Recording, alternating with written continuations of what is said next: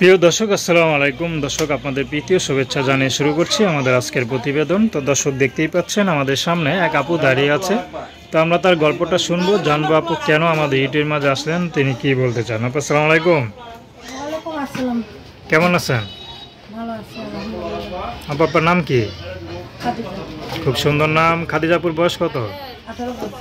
18 বছর। মাশাআল্লাহ, বিয়ের বয়স তো হয়ে গেছে। বিয়ে শাদী হয়েছে না করবেন কোনটা? না, বিয়ে শাদী হয়নি। বিয়ে শাদী হয় না? খাওয়া দাওয়া একটু বেশি হয় না? খাওয়া দাওয়া মনে করো বেশি হয় না, মনে করো চেহারা ছবি স্বাস্থ্য সবকিছু আল্লাহর দান। আচ্ছা আচ্ছা। বেশি হয় তো না। কেউ বলে নাকি স্বাস্থ্য দেখা যে হয়তো আপনার বিয়ে হয়ে গেছে, এরকম কে বলে? শোনো, মানুষ বলতেই পারে, এখন তো স্বাভাবিক। আমার ফিকার দেখে হয়তো মানুষ অনেকজন অনেক রকম কথা বলতে পারে। যার যেরকম চোখের আন্দাজ সে সেরকম কথা বলতে পারে। আচ্ছা আচ্ছা। কিন্তু যে আপনার পাশে থাকবে, পাশে দাঁড়াবে, সেই বুঝতে পারবে যে আপনার আগে পরে বিয়ে হয়েছে কিনা, ঠিক না? আচ্ছা, কি করেন আপনি? আমি সেলাইয়ের কাজ করি। সেলাই মেশিনের কাজ করেন। আচ্ছা, বসে থাকা কাজ করে দেখে মনে একটু স্বাস্থ্যটা বেড়ে গেছে। তো পরিবারে কে কে আছে? পরিবারে কে কে আছে? সৎ মার সঙ্গে থাকি। নিজের মা নেই, মা মারা গেছে ছোটবেলায়। কষ্টের দুঃখে আছি।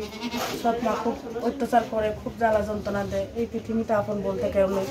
জীবনটা খুবই কষ্টের। কখনো মিডিয়া আসেনি, কখনো আশা ছিল না যে মিডিয়া আসবো। এই জীবনের প্রথম মিডিয়া আসলাম। দেখি ভাগ্য কি আছে। একটা ভালো মনের মানুষ পাইলে বিয়া শাদী করে জীবন সঙ্গী করতে চাই, তার সঙ্গে সারাটা জীবন মৃত্যুর আগ পর্যন্ত ইনশাল্লাহ কাটাইতে চাই। এটাই আশা। এই আশা নিয়ে এসেছি। সৎমার অত্যাচার সহ্য করা যায় না, খুব কষ্ট। বাবা নাই? বাবা আছে, থাকতেও নেই। বাবা দেখে না?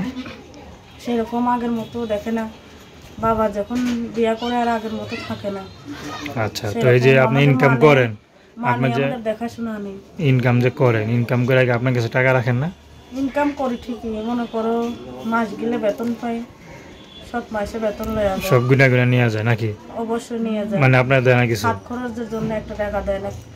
যদি কখনো চাই, অনেক রকম কথা বলে যে তোমাকে খাওয়াইতেছি তো করাইতেছি। আপনার কাছে খারাপ লাগে না যে এত কষ্ট করেন সারা মাস, টাকাটা নিয়ে যায় সৎ মা? নিয়ে যায়। মনে করো শখের একটা জিনিসও কিনতে পারি না। মানুষের একটা নারীর অনেক কিছুই লাগে, কিন্তু তাও সেগুলোর আমি আশা করি না। আমি আশা সব শেষ।